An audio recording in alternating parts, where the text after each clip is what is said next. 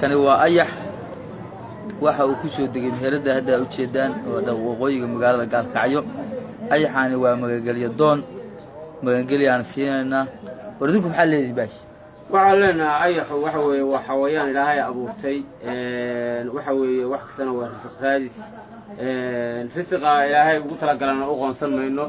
maadaama hadda uu ku soo degtay maqaaxidan waxaan leenahay ayaxaas waa Ilaahay xawayaan oo abuurtay weeye marka magaalgelyaha la siiyo wixii Ilaahay ku raqsayna macnaha yaa loo qoonsan marka sidaas aan ugu baaqiyaa dadka kale waxaan leenahay risqa Ilaahay waa balaaran yahay مسكينك إلهي رسالة كده